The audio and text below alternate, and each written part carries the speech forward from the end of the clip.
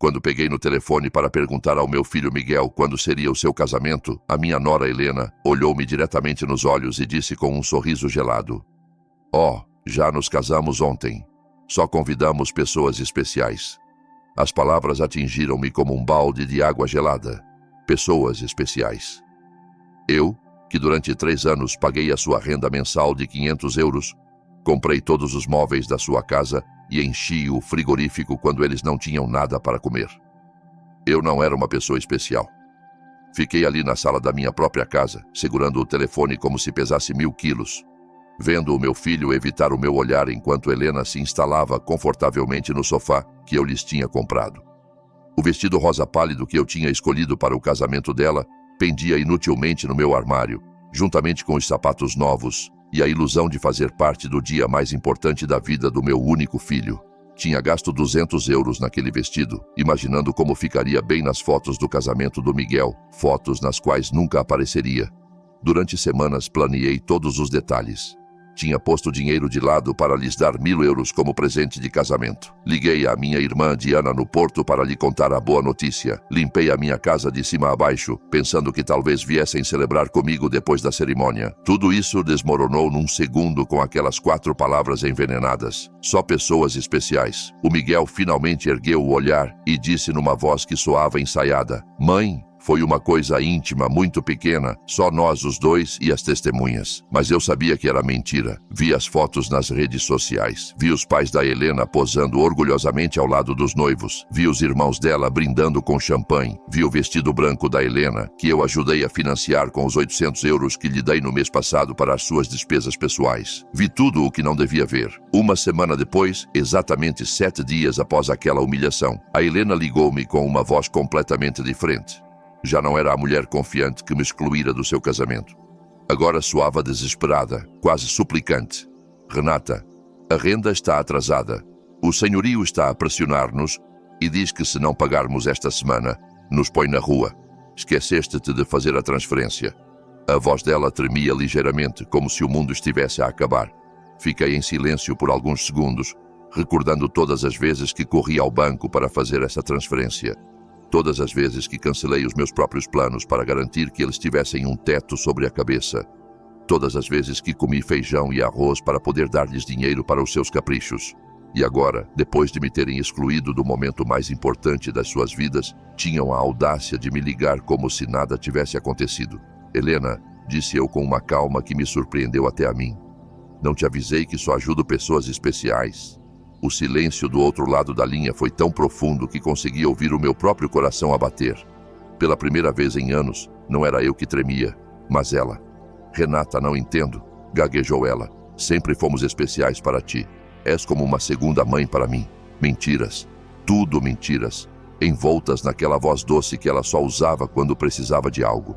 A mesma voz que usara para me pedir dinheiro para o vestido de noiva, para a lua de mel, para os anéis, que eu ajudei a financiar sem saber que nunca haveria a cerimônia onde seriam trocados. Durante tantos anos, tive esta sensação constante de andar em ovos, pesando cada palavra, cada gesto, cada presente, na esperança de obter uma migalha de afeto do meu próprio filho. Fui a mãe perfeita, a sogra complacente, a provedora silenciosa que nunca protestava quando me tratavam como se fosse invisível. Mas aquela frase, "só pessoas especiais", despertou em mim algo que estivera adormecido há demasiado tempo. Tinha calculado na minha cabeça quanto dinheiro gastara com eles nesses 3 anos. Entre rendas, comida, presentes, emergências e caprichos, foram mais de 20.000 euros. 20.000 euros que tirei da minha reforma, das minhas poupanças, do dinheiro que o meu falecido marido deixara para que eu vivesse os meus últimos anos em paz. E para que tudo isso? Para ser tratada como uma estranha no dia do casamento do meu próprio filho. Nessa noite, depois de desligar, sentei-me na cama e chorei.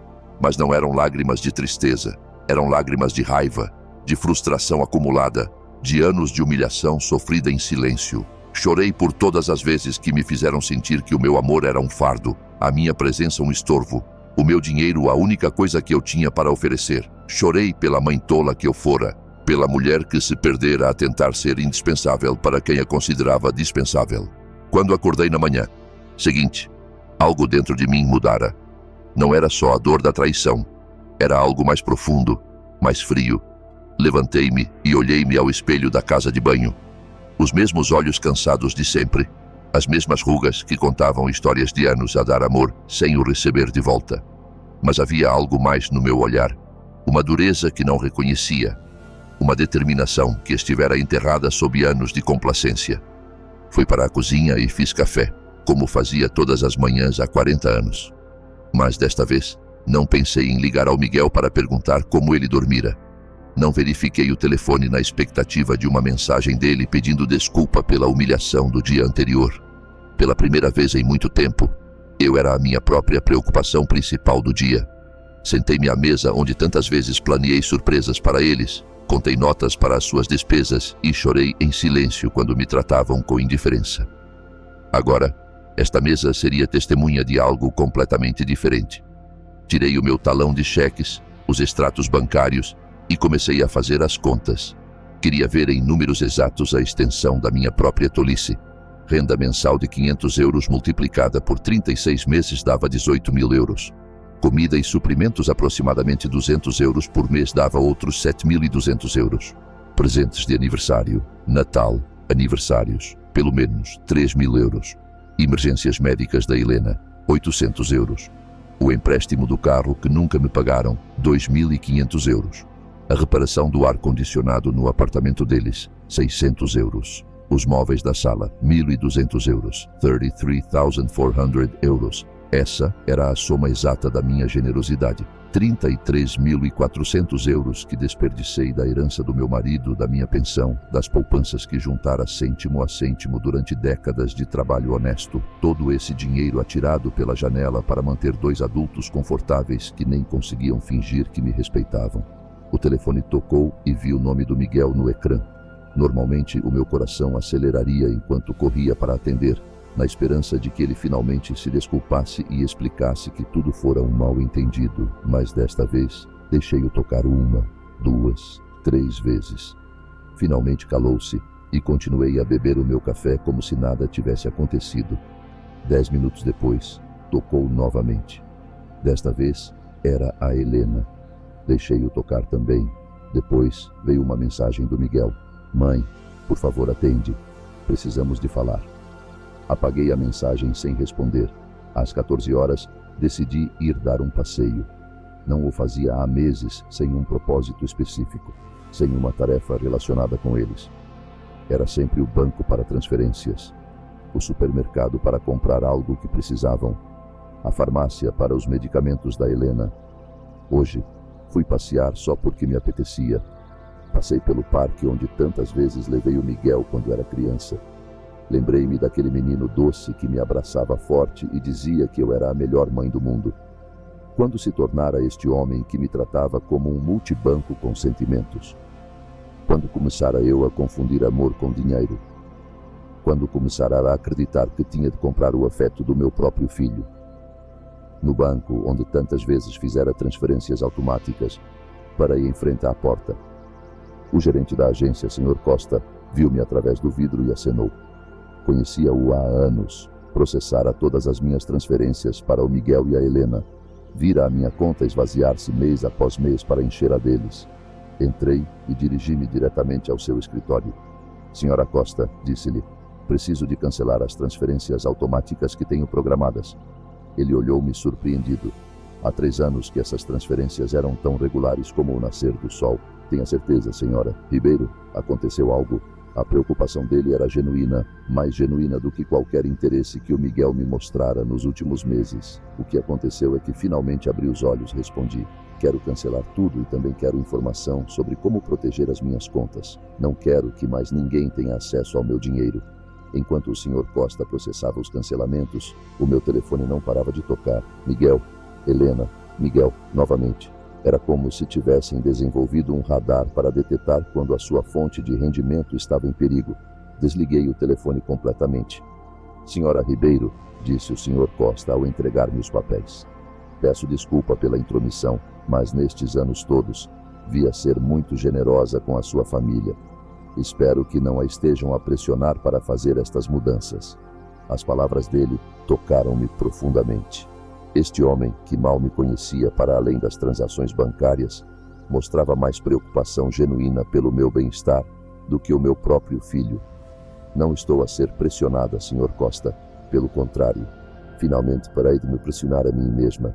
Quando saí do banco, senti-me estranhamente leve, como se tivesse deixado um fardo enorme naquele escritório. Pela primeira vez em anos, o meu dinheiro era inteiramente meu. Não tinha obrigações financeiras para com pessoas que me viam como um recurso em vez de uma pessoa. Fui para casa e pensei em todas as coisas que não fizera para agradar ao Miguel e à Helena, as viagens que não fizera para poupar dinheiro para eles, os amigos que deixara de ver porque estava sempre disponível para as emergências deles, os hobbies que abandonara porque cada euro que gastava em mim era um euro a menos para as necessidades deles. Quando cheguei a casa, encontrei 3 carros estacionados em frente à porta. O do Miguel, o da Helena e um que não reconheci. Conseguia ver movimento dentro da minha casa pelas janelas. O meu sangue gelou. Eles tinham chaves. Eu dera-lhes chaves porque confiava neles, porque pensava que um dia cuidariam de mim tal como eu cuidara deles. Respirei fundo antes de abrir a porta. Era tempo da primeira confrontação real da minha nova vida.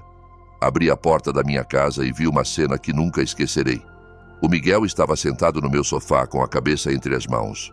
A Helena andava de um lado para o outro como um animal enjaulado e um homem mais velho que eu não conhecia revia papéis na minha mesa de jantar. Os meus papéis, os meus documentos pessoais. O que se passa aqui? Perguntei numa voz que soou mais alta do que eu esperava. Os 3 olharam para mim como se eu fosse a intrusa na minha própria casa. A Helena foi a primeira a falar e a voz dela tinha aquela urgência desesperada que eu já ouvira ao telefone. Renata, graças a Deus que estás aqui. Precisamos de falar. O Sr. Ferreira é do escritório de advocacia que consultamos sobre a tua situação. A minha situação? A pergunta saiu da minha boca com uma calma que me surpreendeu. Que situação? Estou perfeitamente bem. O Miguel finalmente ergueu a cabeça e olhou-me com aqueles olhos que outrora pertenciam a uma criança inocente e agora só refletiam pânico financeiro. Mãe, fomos ao banco e disseram-nos que cancelaste todas as transferências. O Sr. Costa explicou que também bloqueaste o nosso acesso às tuas contas. Não entendemos por quê. O Sr. Ferreira, um homem na casa dos 50 anos, de fato cinzento e com um sorriso que não inspirava confiança, aproximou-se de mim com a mão estendida. Senhora Ribeiro, sou o Dr. Ferreira, advogado de direito familiar. Os seus filhos estão preocupados com o seu bem-estar mental e pediram-me para avaliar a situação. Não apertei a mão dele. Em vez disso, fui diretamente à minha mesa de jantar e recolhi todos os meus documentos que ele andara a rever sem a minha permissão.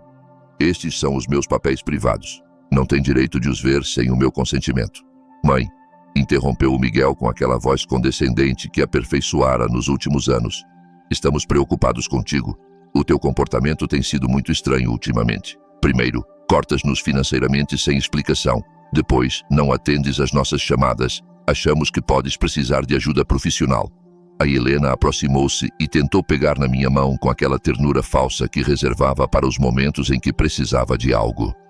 Renata, querida, sabemos que estás sob muito estresse. Talvez a solidão te esteja a afetar mais do que pensas.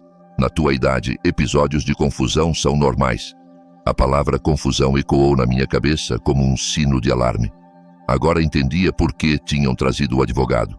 Não era para me ajudar.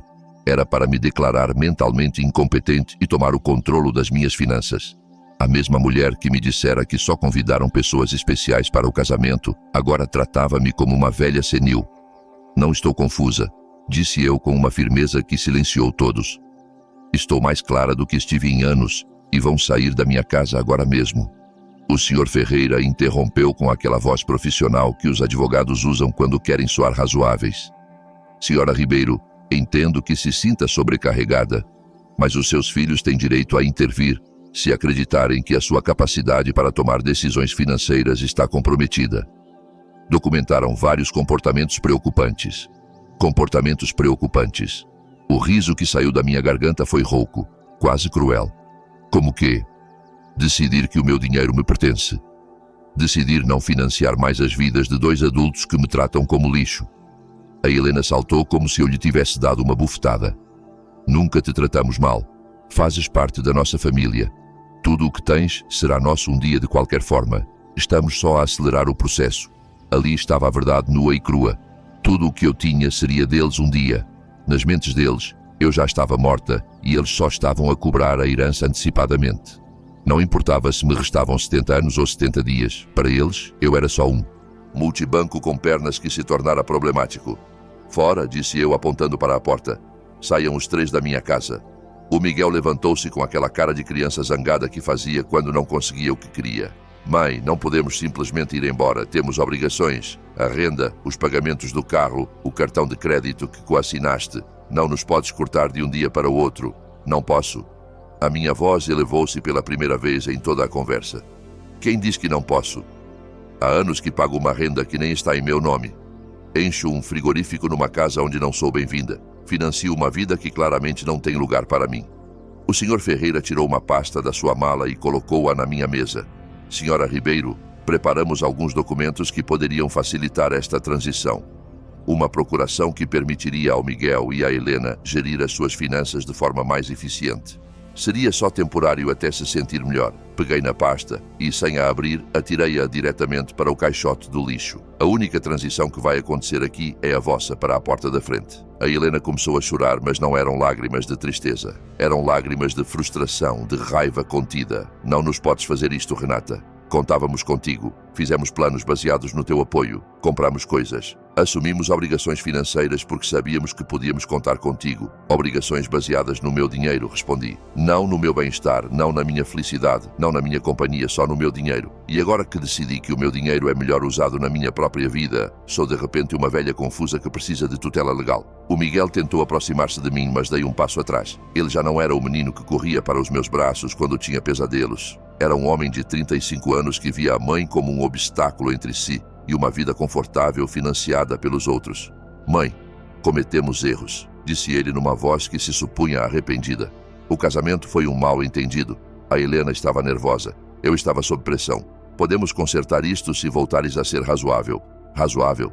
A palavra sabia a amargo na minha boca. Ser razoável significa continuar a pagar pela vossa vida enquanto me tratam como uma estranha. Significa fingir que não dói ter sido excluída do dia mais importante da vida do meu único filho. O Sr. Ferreira arrumou os papéis com a eficiência de alguém habituado a ver propostas rejeitadas. Senhora Ribeiro, isto não acaba aqui. A sua família tem opções legais. Se estiver de facto a tomar decisões irracionais devido a problemas de saúde mental, um juiz pode determinar que precisa de tutela. As palavras dele foram como um golpe. Percebi que não era só uma visita familiar manipuladora. Era uma ameaça legal real. Eles queriam declarar-me incompetente para gerir os meus próprios assuntos.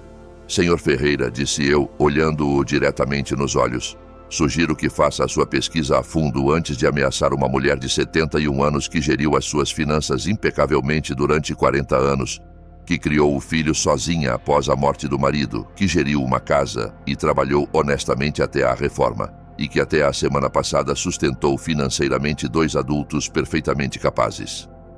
A Helena parou de chorar e olhou-me com uma frieza que finalmente mostrava o seu verdadeiro rosto. Isto não fica assim, Renata. Temos direitos e advogados também. Perfeito, respondi. Contratem todos os advogados que quiserem, com o vosso próprio dinheiro, claro, porque o meu já não está disponível para financiar os vossos caprichos legais. Os 3 dirigiram-se para a porta com a dignidade ferida de pessoas que não estão habituadas a ouvir não. Antes de sair, o Miguel virou-se para mim uma última vez. Mãe, isto vai acabar muito mal para ti.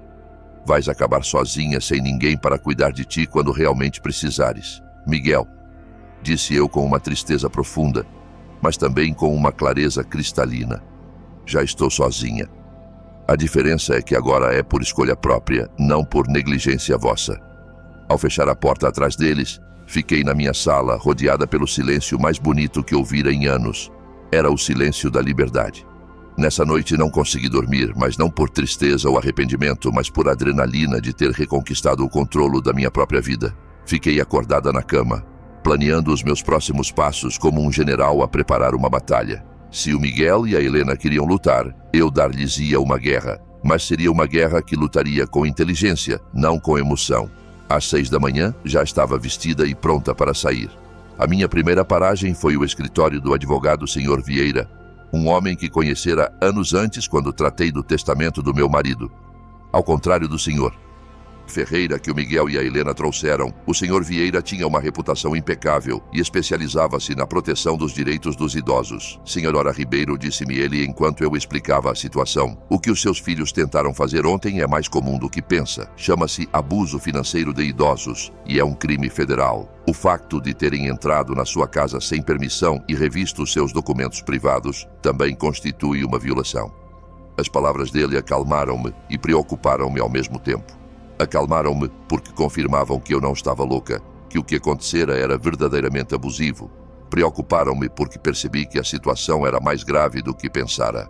Temos de documentar tudo, continuou o Sr. Vieira. Cada transferência, cada presente, cada vez que a pressionaram por dinheiro. Vamos também alterar o seu testamento para proteger os seus bens de tentativas futuras de manipulação. Passamos 3 horas a rever os meus registros financeiros. O Sr. Vieira assobiou quando viu a soma total. 33.400 euros em 3 anos. Senhora Ribeiro, com este dinheiro poderia ter vivido confortavelmente, viajado, desfrutado da reforma. Em vez disso, financiou completamente as vidas de 2 adultos que nem a respeitavam o suficiente para a convidar para o casamento deles. Quando saí do escritório do Sr. Vieira, tinha um plano completo. Primeiro, mudaria todas as fechaduras da minha casa. Segundo, instalaria um sistema de segurança com câmaras para me proteger de visitas surpresa futuras. Terceiro, abriria uma nova conta bancária num banco diferente onde eles não tivessem contactos. E quarto, começaria a viver a vida que adiara durante anos. A minha próxima paragem foi a loja de ferragens. O dono, Sr. Santos, conhecia-me há anos porque eu estava sempre a comprar coisas para arranjar o apartamento do Miguel e da Helena. Desta vez era diferente. Senhora Ribeiro, o que a traz aqui hoje? Outra emergência com o seu filho? Perguntou com a familiaridade de alguém que assistira em silêncio à minha generosidade desperdiçada. Não, Sr. Santos. Desta vez é para a minha própria casa. Preciso de mudar todas as fechaduras. E quero que sejam da melhor qualidade. Ele olhou-me surpreendido, mas não fez perguntas. Enquanto eu escolhia as fechaduras, o filho dele, Tiago, que instalava sistemas de segurança, passou por ali. Era a providência em ação. Tiago, disse-lhe eu, também preciso de instalar câmaras de vigilância, o sistema completo. O preço não é problema. Enquanto preparavam tudo para a instalação no dia seguinte, recebi uma chamada de um número desconhecido. Era a Helena a ligar do telefone de outra pessoa porque eu bloqueara o número dela após o confronto do dia anterior. Renata, é a Helena.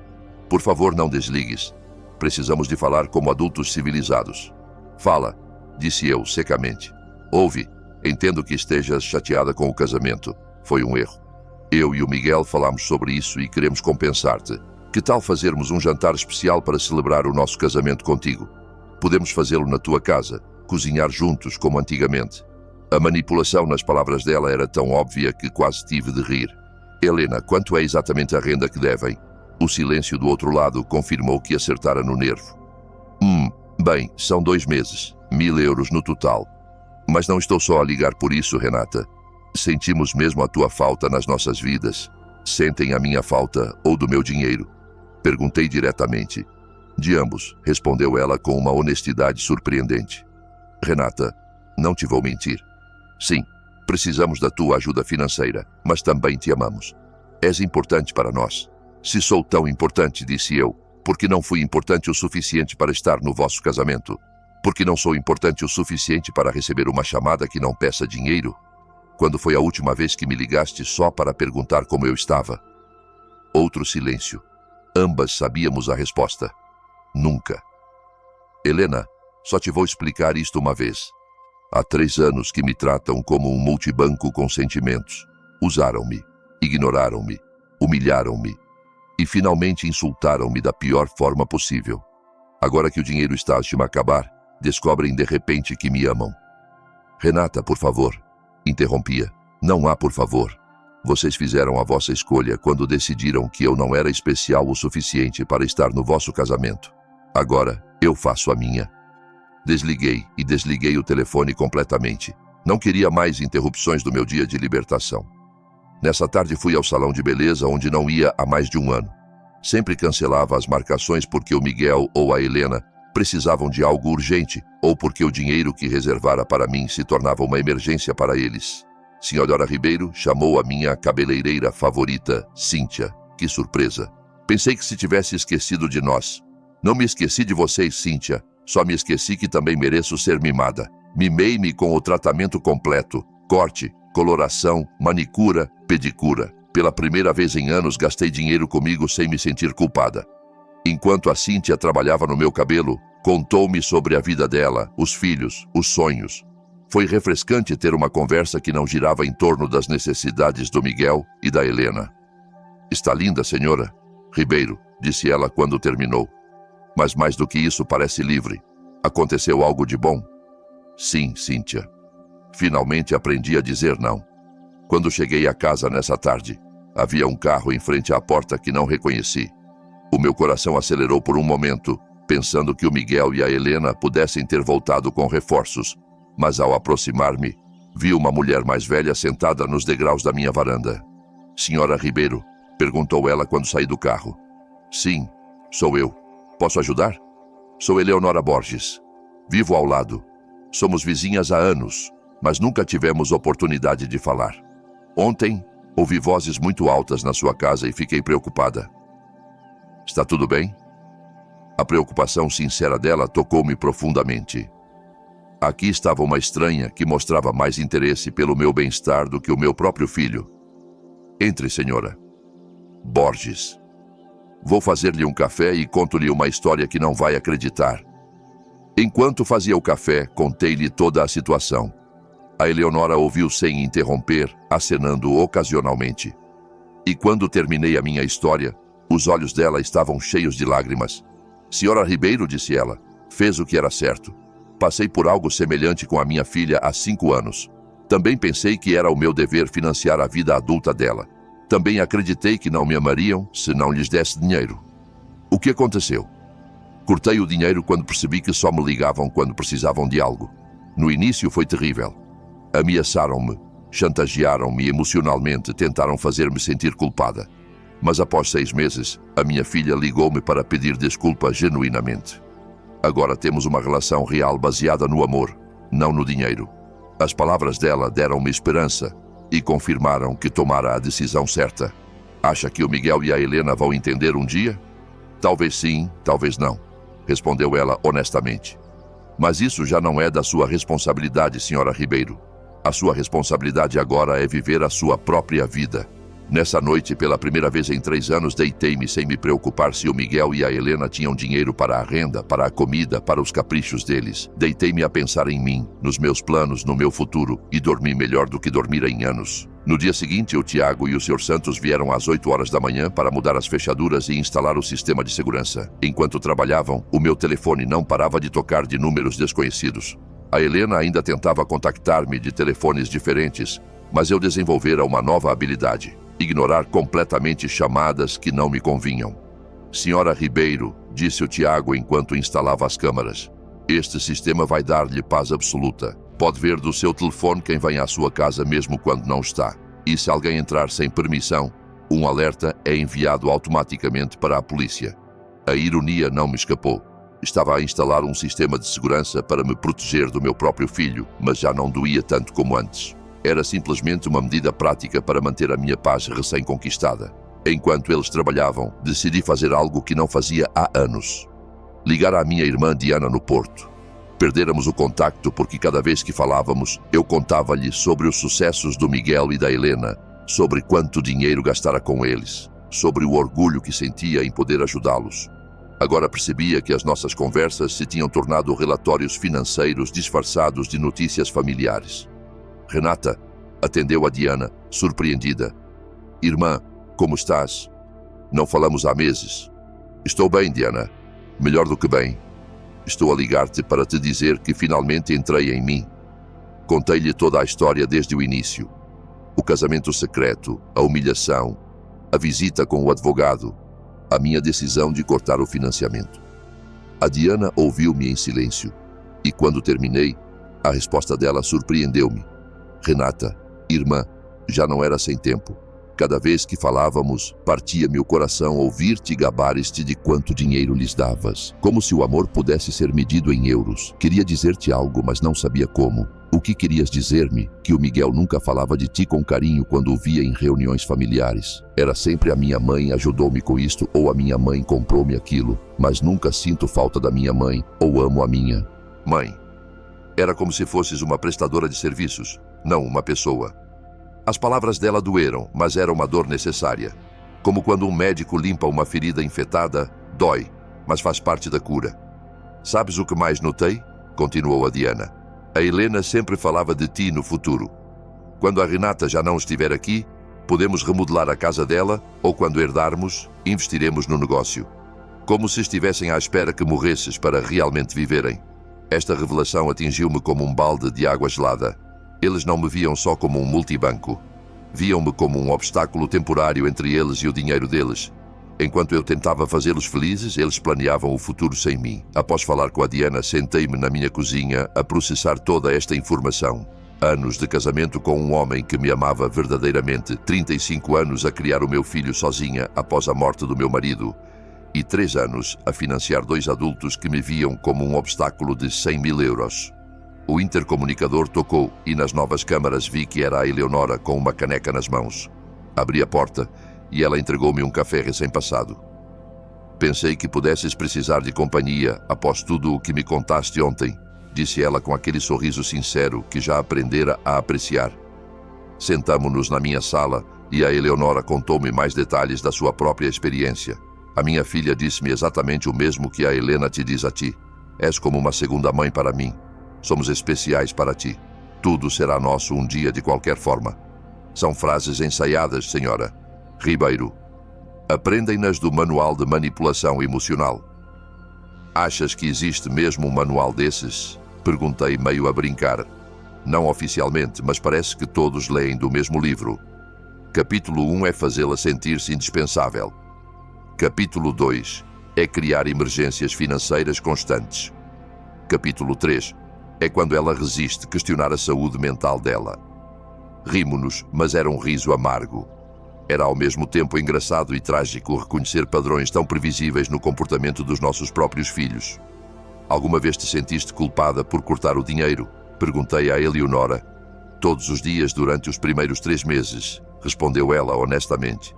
Mas depois comecei a ver os resultados. A minha filha teve de arranjar um segundo emprego. O marido dela parou de jogar golfe todos os fins de semana e começou a procurar trabalho extra. Aprenderam a viver dentro das suas possibilidades. E mais importante, aprenderam que eu era uma pessoa, não um recurso.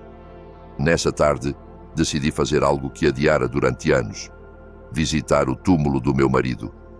Sempre arranjava desculpas para não ir porque o Miguel ou a Helena precisavam de algo urgente ou porque o dinheiro do táxi era melhor investido numa das emergências deles. O cemitério estava calmo e bonito.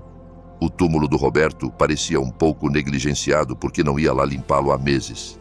Sentei-me na relva ao lado da lápide e falei com ele como se estivesse vivo. Roberto, meu amor, acho que me perdi por um tempo.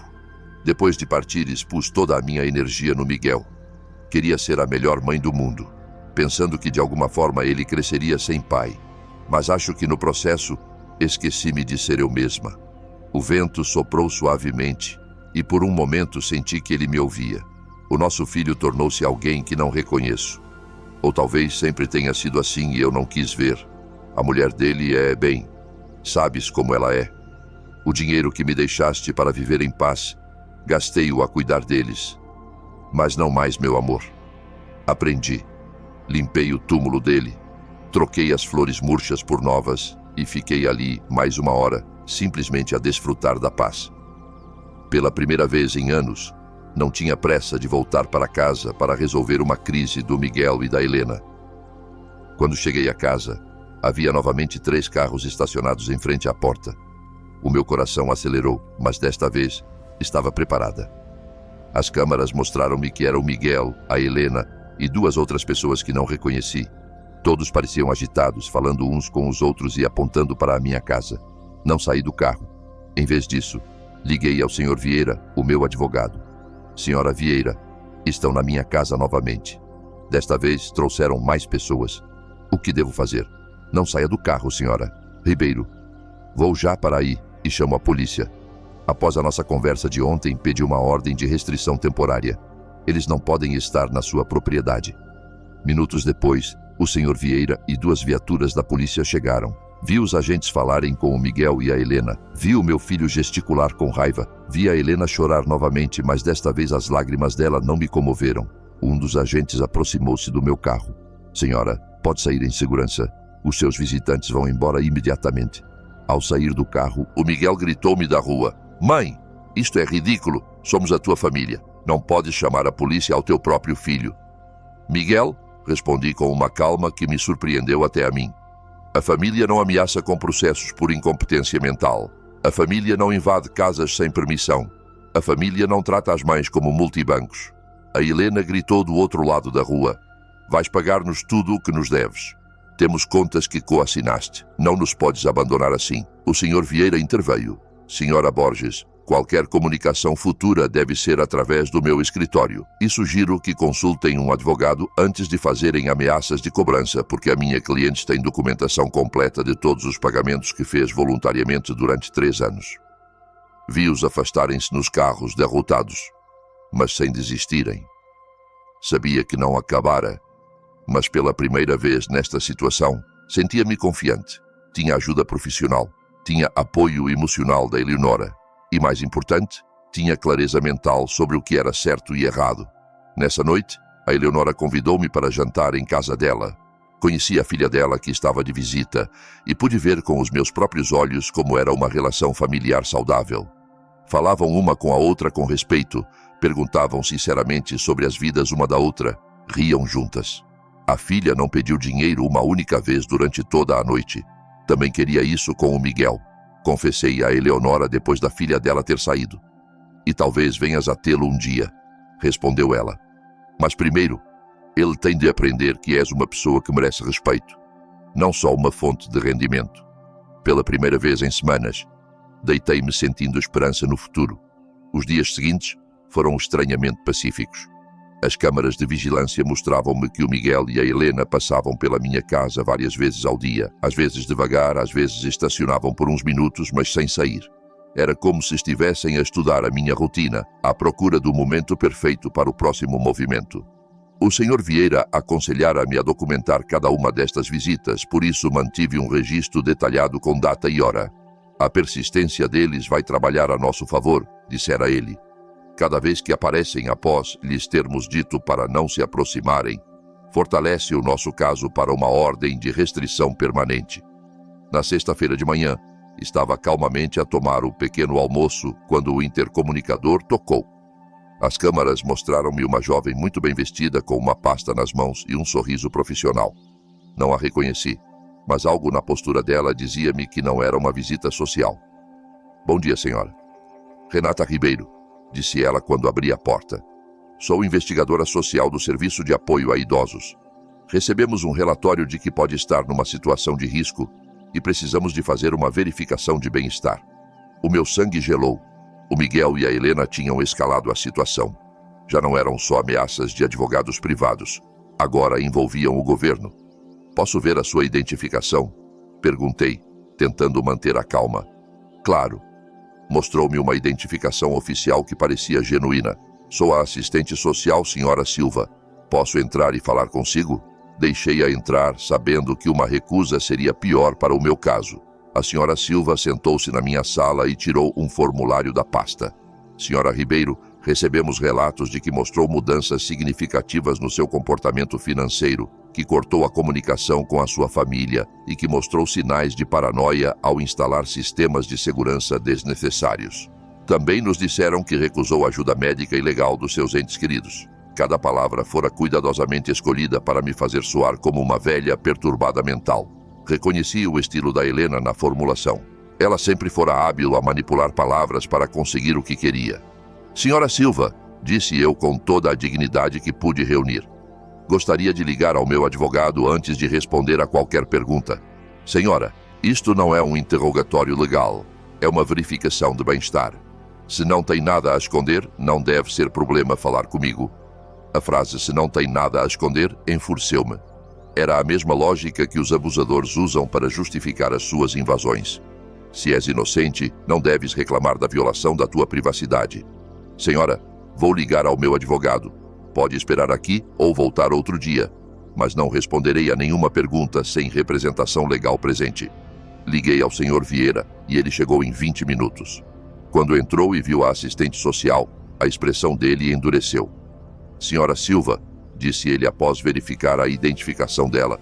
Espero que tenha uma ordem judicial para estar aqui porque a minha cliente está sob a minha representação legal e qualquer investigação não autorizada constitui assédio. Senhor, respondeu a senhora Silva com menos confiança do que antes. Temos relatos de familiares preocupados com o bem-estar da senhora. É o nosso dever investigar. Que familiares? Perguntou o Sr. Vieira secamente. Os mesmos familiares que tentaram fazê-la assinar uma procuração sem representação. Os mesmos familiares que invadiram a casa dela sem permissão e revistaram documentos privados. Os mesmos familiares que a excluíram de eventos importantes enquanto viviam do dinheiro dela. O Sr. Vieira tirou uma pasta da mala e colocou-a na mesa. Aqui tenho documentação completa do abuso financeiro e emocional à minha cliente. 33.400 euros que foram retirados das contas dela em 3 anos. Exclusão social sistemática e chantagem emocional. Se alguém precisa de ser investigado aqui, não é a minha cliente. A senhora Silva revistou os documentos com desconforto crescente. Era óbvio que a informação que lhe fora dada não batia certo com a realidade que tinha à frente. Senhora Ribeiro, disse ela finalmente, pode explicar-me por que parou abruptamente o apoio financeiro ao seu filho? Porque finalmente descobri que me estavam a usar. Respondi simplesmente. Porque percebi que para eles eu não era uma mãe, mas uma conta bancária. Porque estava cansada de financiar as vidas de pessoas que me viam como um obstáculo, mas não sente que é sua responsabilidade ajudar a família? A pergunta indignou-me. Senhora Silva, a minha responsabilidade como mãe foi criar o meu filho até aos 18 anos, educá-lo e dar-lhe ferramentas para ser um adulto independente. O meu filho tem 35 anos, é casado e perfeitamente capaz de se sustentar. Financiar a vida adulta dele não é a minha responsabilidade, é a minha escolha, e escolhi não o fazer mais. O Sr. Vieira interveio. Senhora Silva, consideraria normal um adulto de 35 anos ser incapaz de pagar a própria renda sem a ajuda da mãe de 71 anos? A senhora Silva não respondeu de imediato. Via-se que estava a reavaliar toda a situação. Senhora Ribeiro perguntou após um momento. Gere as suas próprias finanças completamente? Posso mostrar-lhe os meus extratos bancários, os meus investimentos, os meus pagamentos de impostos. Tudo está em dia e em ordem. Vive de forma independente? Como pode ver, mantenho a minha casa limpa. Cuido de mim fisicamente. Conduzo o meu próprio carro. Tenho relações sociais saudáveis com os meus vizinhos. Toma alguma medicação? Só vitaminas e ocasionalmente aspirina. Não tenho condições médicas que requeiram medicação. O Sr. Vieira acrescentou. A minha cliente acabou de fazer exames médicos extensos como parte do nosso processo legal. Está em perfeita condição mental e física. A senhora Silva fechou a pasta. Senhora Ribeiro, com base nesta conversa e na documentação que revi, não vejo indícios de que esteja em risco ou precise de intervenção. Vou fechar este caso. Após ela sair, o Sr. Vieira e eu ficamos em silêncio por uns minutos. Renata, disse ele finalmente, isto vai continuar a escalar. O Miguel e a Helena estão a gastar dinheiro que não têm para contratar profissionais para tentar declará-la incompetente. Isso significa que estão desesperados. Significa exatamente isso. O que mais podem fazer? Podem intentarem uma ação judicial por incompetência. É caro e difícil de ganhar. Mas se encontrarem um juiz simpático e um psiquiatra disposto a testemunhar a favor deles, podem conseguir que lhes seja atribuído um tutor. O pensamento aterrorizava-me. Podiam tomar o controlo do meu dinheiro. Podem tentar, mas temos evidências sólidas de que é completamente competente e de que eles são motivados pela ganância e não por preocupação genuína. Nessa tarde, liguei à Diana para desabafar. Irmã, disse ela após ouvir a minha história, reparas até onde estão dispostos a ir por dinheiro? Estão a arriscar relações familiares, a gastar dinheiro em advogados e médicos, a destruir a própria reputação, tudo para voltarem a ter acesso à tua conta bancária. As palavras dela fizeram-me pensar. O Miguel e a Helena tinham revelado completamente a sua verdadeira natureza. Não havia volta atrás. Não havia possibilidade de uma reconciliação genuína. Para eles eu nunca fora uma mãe ou uma sogra respeitada. Sempre fora apenas dinheiro com pernas. Esta revelação, embora dolorosa, era também libertadora. Já não tinha de me questionar se tomara a decisão certa. Já não tinha de me sentir culpada por me proteger. Eles próprios provaram que o meu bem-estar emocional e físico era menos importante para eles do que o meu dinheiro. Nessa noite, a Eleonora veio visitar-me com uma surpresa. Tinha convidado as amigas do clube de jardinagem para me conhecerem. Renata, apresentou-me ela. Estas são as minhas amigas Cíntia, que já conheces do salão, Maria, Carmen e Alzira. Todas passamos por situações semelhantes com familiares abusivos. Passámos a noite a partilhar histórias. A Maria tivera de estabelecer limites com um irmão que lhe pedia dinheiro constantemente. A Carmen cortara a relação com uma filha que só a visitava quando precisava de dinheiro. A Alzira tivera de alterar o testamento após descobrir que os netos a consideravam o plano de reforma deles. O que mais me dói, confessei, não é perder o dinheiro que lhes dei, mas perceber que nunca tive o amor que pensava ter. Renata, disse a Alzira com a sabedoria dos seus 80 anos, o amor verdadeiro não se compra nem se vende. Se tiveste de pagar por ele, nunca foi real. As palavras dela foram um bálsamo para a minha alma ferida. Ela tinha razão. Comprara atenção, não amor. Financiara uma ilusão. Sabem o que descobri? Disse às minhas novas amigas que a solidão rodeada de pessoas que não te amam é pior do que estar sozinho por conta própria. Pelo menos agora, quando estou sozinha, estou em boa companhia. Todas riram e brindamos à nossa sabedoria recém-encontrada. Nessa noite, após as minhas novas amigas terem saído, sentei-me no meu jardim a pensar. As estrelas brilhavam mais do que nunca, ou talvez eu as visse com olhos mais claros. Pela primeira vez na minha vida adulta, estava completamente sozinha financeiramente. Não tinha dependentes, não tinha obrigações financeiras para com ninguém além de mim mesma. E em vez de me assustar, esta realidade excitava-me. Podia viajar quando quisesse, podia remodelar a minha casa, podia comprar roupas bonitas para mim, podia doar para caridades que me eram importantes. Podia investir no meu próprio futuro em vez de financiar o presente de pessoas ingratas. A liberdade sabia a esperança, e pela primeira vez em anos, queria planear o meu futuro. Um mês após a visita da psiquiatra, pensei que finalmente ganhara a guerra. Instalara-me numa rotina bonita. Tomava o pequeno almoço calmamente e lia o jornal. Cuidava do jardim, almoçava com a Eleonora ou uma das minhas novas amigas. E à tarde, dedicava-me a atividades que abandonara há anos. Voltara a pintar. Algo que me apaixonava antes de me tornar a financiadora pessoal do Miguel e da Helena. Mas numa quinta-feira de manhã, enquanto pintava flores no meu novo cavalete, o Sr. Vieira veio à minha casa com uma expressão sombria que me gelou o sangue. Renata, precisamos de falar. O Miguel e a Helena intentaram uma ação formal por incompetência mental no Tribunal de Família. Pedem que lhe seja atribuído um tutor legal. As palavras caíram sobre mim como pedras. Sabia que era uma possibilidade, mas ouvi-lo em voz alta tornava-o terrivelmente real. Isso significa que podem tomar o controle do meu dinheiro? Se um juiz determinar que é incapaz de gerir os seus assuntos, sim, poderia nomear o Miguel como o seu tutor legal, o que lhe daria controle total sobre as suas finanças. Sentei-me pesadamente no sofá, sentindo o peso da traição mais profunda que experimentara na vida. O meu próprio filho tentava declarar-me legalmente incompetente para roubar o meu dinheiro.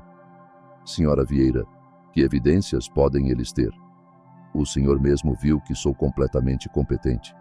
Tem declarações de 3 testemunhas que afirmam que se comportou de forma errática. Também apresentaram contas médicas não pagas que supostamente não pagou e medicamentos que supostamente acumulou sem os tomar. Mas isso é mentira. Não tenho contas médicas em atraso nem medicamentos acumulados. Eu sei, Renata, mas fabricaram evidências convincentes. Também tem a declaração do Dr. Lopes que afirma que recusou cooperar com uma avaliação psiquiátrica, o que interpretam como prova de declínio mental. A manipulação era diabólica. Tinham transformado a minha recusa em fazer um exame desnecessário em prova de doença mental. Tinham usado o meu instinto de me proteger deles como prova de que precisava de proteção. Quem são as 3 testemunhas? O Sr. Vieira olhou para os documentos. A Helena, claro, um vizinho chamado Sr. Duarte e alguém que afirma ser o seu farmacêutico Sr. Gomes. O Sr. Duarte era o vizinho do outro lado da rua, um homem desagradável que sempre tivera problemas comigo, porque as minhas amigas às vezes estacionavam em frente à casa dele. O Sr. Gomes era mesmo o meu farmacêutico, mas não entendia o que ele poderia ter contra mim. Preciso de falar com o Sr. Gomes, disse ao Sr. Vieira. Algo não está certo. Fomos à farmácia juntos nessa tarde. O Sr. Gomes recebeu-me surpreendido e nervoso. Senhora Ribeiro, é bom vê-la. Como está, Sr. Gomes? Disseram-me que assinou uma declaração dizendo que mostro comportamento errático com os meus medicamentos. O rosto dele ficou vermelho como um tomate. Senhora Ribeiro, a sua nora veio aqui há umas semanas e perguntou sobre os seus medicamentos. Disse que estava preocupada porque agia de forma estranha. E o que lhe disse?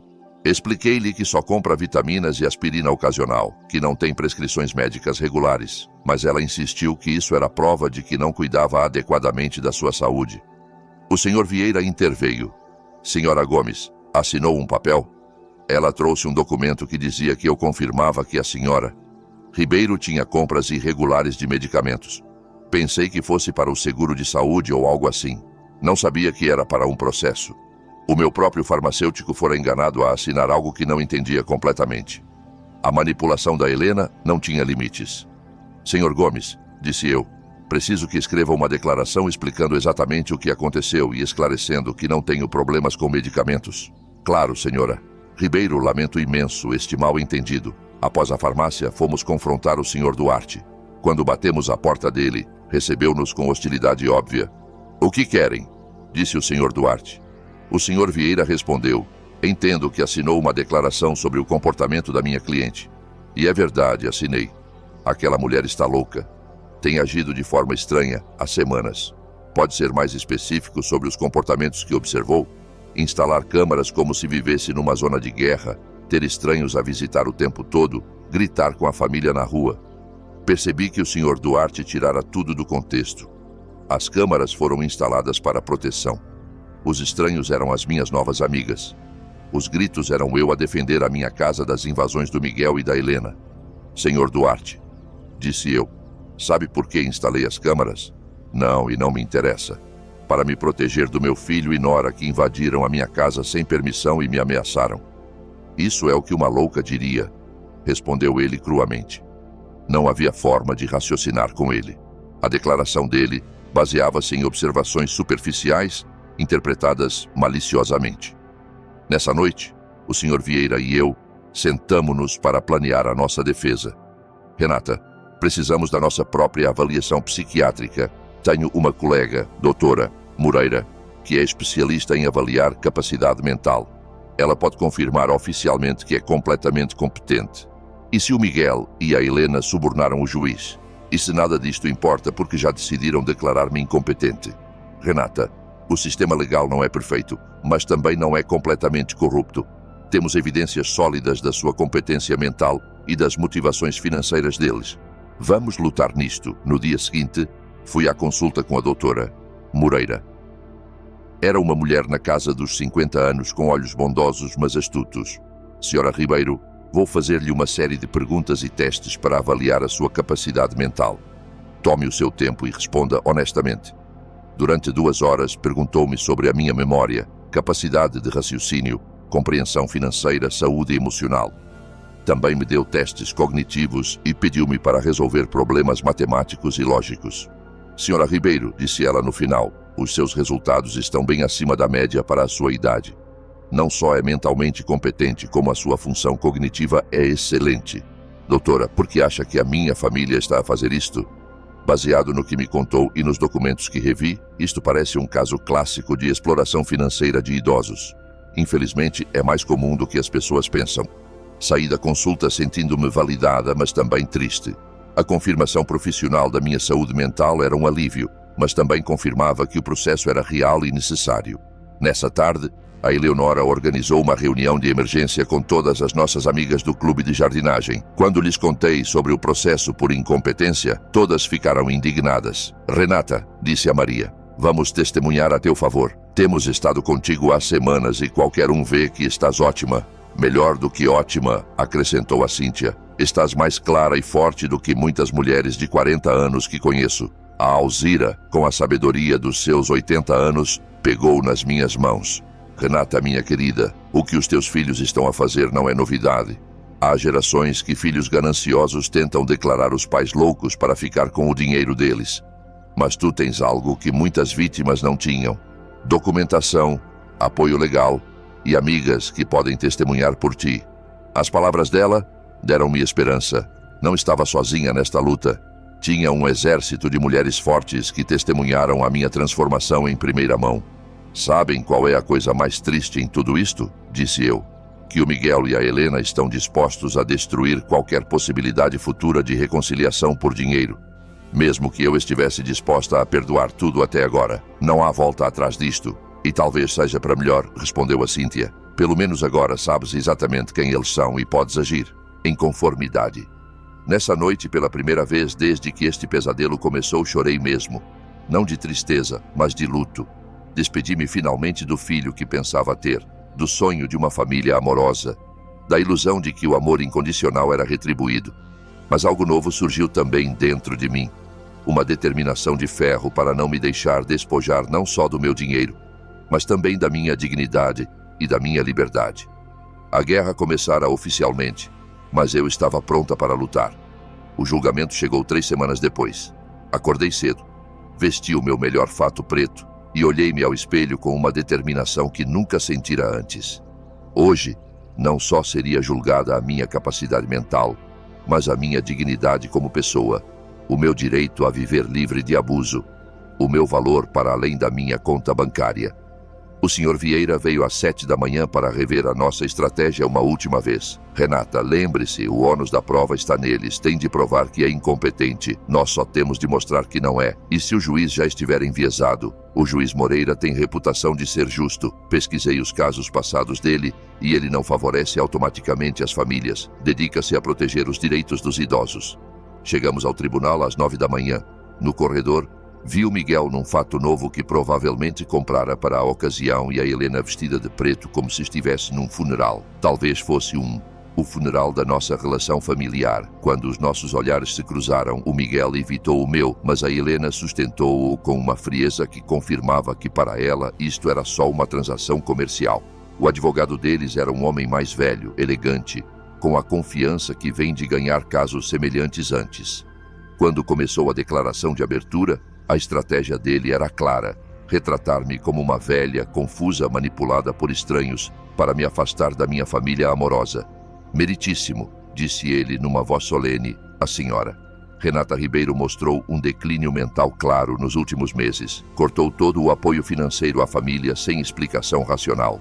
Instalou sistemas de segurança desnecessários devido à paranoia e isolou-se dos entes queridos sob influência de vizinhos e advogados que obviamente se aproveitam da sua situação vulnerável. Cada palavra fora escolhida com cuidado para fazer o meu empoderamento soar a demência e a minha liberdade soar a manipulação externa. Depois chamaram as testemunhas deles. A Helena foi a primeira a testemunhar e a performance dela era digna de Oscar. Chorou enquanto descrevia como eu mudara completamente, como me tornara hostil e paranoica, como me isolara da família que me amava. Meritíssimo, disse ela numa voz trêmula. A Renata sempre foi como uma segunda mãe para mim. Ver o declínio mental dela tem sido devastador. Só queremos ajudá-la a ter os cuidados de que precisa.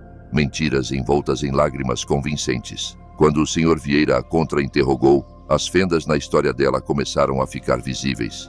Senhora Schuster, pode dizer ao tribunal quando foi a última vez que ligou a minha cliente sem pedir dinheiro? A Helena gaguejou. Bem, falávamos sempre de muitas coisas. Pode dar-me uma data específica? Não me lembro de datas exatas. É verdade que você e o seu marido se casaram sem convidar a minha cliente? Foi uma cerimônia muito pequena. É verdade que quando a minha cliente perguntou sobre o casamento, lhe disse que só convidaram pessoas especiais? O rosto da Helena corou. Essas palavras foram tiradas do contexto. Qual seria o contexto certo para dizer à sogra que ela não é uma pessoa especial? Ela não conseguiu responder de forma convincente. O Miguel foi o seguinte: vê-lo no banco das testemunhas, jurando dizer a verdade enquanto se preparava para mentir sobre a minha saúde mental, foi um dos momentos mais dolorosos da minha vida. Este era o menino que criara sozinha, aquele a quem dedicara toda a minha vida. A minha mãe sempre foi muito generosa conosco, testemunhou ele. Mas ultimamente, tornou-se errática e irracional. Acreditamos que está a ser manipulada por pessoas que se aproveitam dela. Quando o Sr. Vieira o contra-interrogou, a máscara caiu completamente. Senhora Ribeiro, quanto dinheiro recebeu da sua mãe nos últimos 3 anos? Não sei a quantia exata. 33.400 euros soa-lhe correto? Talvez ela sempre foi generosa. E quantas vezes visitou a sua mãe sem lhe pedir dinheiro? O silêncio foi ensurdecedor. É verdade que você e a sua mulher invadiram a casa da minha cliente sem permissão e revistaram documentos privados. Estávamos preocupados com ela. É verdade que trouxeram um advogado para pressioná-la a assinar uma procuração. Queríamos ajudá-la a gerir as finanças. Aos 35 anos precisa da ajuda da sua mãe de 71 anos para pagar a renda. O Miguel não conseguiu responder com dignidade. O Sr. Duarte testemunhou sobre os meus supostos comportamentos erráticos, mas quando o Sr. Vieira lhe pediu detalhes, admitiu que nunca falara diretamente comigo e que toda a informação dele se baseava em observações superficiais. O Dr. Lopes testemunhou que a minha recusa em fazer uma avaliação era prova de declínio mental. Mas o Sr. Vieira apresentou a documentação da nossa avaliação com a doutora Moreira, que refutava completamente as conclusões dele. Depois foi a nossa vez. O Sr. Vieira chamou primeiro o Sr. Gomes, o meu farmacêutico, que explicou como fora enganado a assinar uma declaração que distorcia os meus hábitos de compra de medicamentos. A doutora Moreira testemunhou sobre o meu excelente estado mental e apresentou os resultados dos testes cognitivos que foram impecáveis. O Sr. Santos, da loja de ferragens, testemunhou sobre a minha competência mental e explicou que as minhas decisões de cancelar transferências automáticas eram completamente racionais e foram processadas corretamente. A Eleonora e as minhas amigas do clube de jardinagem testemunharam sobre a minha clareza, a minha vitalidade recém-encontrada e a minha capacidade de manter relações sociais saudáveis. Finalmente, foi a minha vez de testemunhar. Levantei-me com dignidade e dirigi-me ao banco das testemunhas, sentindo o peso de 71 anos de experiência, de sabedoria ganha através da dor, de força descoberta na adversidade. O Sr. Vieira guiou-me pelo meu testemunho, deixando-me contar toda a minha história. Os 33.400 euros gastos em 3 anos. A humilhação de ser excluída do casamento, a manipulação emocional constante, a violação da minha privacidade, as ameaças legais. Senhora Ribeiro, perguntou finalmente o Sr. Vieira, por que decidiu parar o apoio financeiro ao seu filho e nora. Porque finalmente entendi que o que recebia deles não era amor. Respondi numa voz clara e alta. Era uma transação comercial disfarçada de relação familiar. O meu dinheiro era bem-vindo, mas eu como pessoa não era. Arrepende-se da sua decisão? Só me arrependo de ter demorado tanto a tomá-la. O advogado do Miguel tentou fazer-me parecer confusa durante o contra-interrogatório, mas respondi a cada pergunta dele com clareza e precisão. Quando tentou insinuar que as minhas novas amizades me manipularam, expliquei-lhe que pela primeira vez em anos tinha relações baseadas no respeito mútuo e não no interesse financeiro. No argumento de encerramento, o advogado do Miguel insistiu que eu era vítima de manipulação externa. A refutação do Sr. Vieira foi devastadora. Meritíssimo, o que vimos aqui não é o caso de uma velha incompetente, mas o de uma mulher que finalmente encontrou força para se libertar de anos de abuso financeiro e emocional. Os queixosos não apresentaram evidências médicas reais de incompetência mental. O que apresentaram foi frustração porque a fonte de rendimento deles decidiu exercer o seu direito legal e moral de proteger os seus próprios recursos. O juiz Moreira retirou-se para deliberar por 2 horas que pareceram 2 anos. Quando voltou, a expressão dele era séria, mas clara. Após rever todas as evidências apresentadas, começou ele. É óbvio para este tribunal que a senhora Renata Ribeiro está em plena posse das suas faculdades mentais. As avaliações psiquiátricas profissionais confirmam a sua competência cognitiva. As suas decisões financeiras, por mais dolorosas que sejam para a família, são completamente racionais e dentro dos seus direitos. O meu coração começou a bater mais depressa. Além disso, continuou o juiz, as evidências sugerem que este processo é motivado por interesse financeiro e não por preocupação genuína pelo bem-estar da senhora Ribeiro. O tribunal nega completamente o pedido de tutela. Eu ganhara. Não só ganhara o processo, mas também a minha liberdade, a minha dignidade, o meu direito a viver livre do abuso daqueles que supostamente me amavam. Quando saímos do tribunal, vi o Miguel e a Helena a falar zangados com o advogado deles. A Helena lançou-me um olhar de puro ódio antes de se afastar. O Miguel olhou-me uma última vez e, por um segundo, vi algo que poderia ser arrependimento, mas já era tarde demais. Nessa noite, a Eleonora organizou uma celebração na minha casa com todas as nossas amigas. Brindamos à justiça, à liberdade, à irmandade de mulheres fortes que se apoiam umas às outras. Renata, disse-me a Alzira, hoje não ganhaste só um julgamento.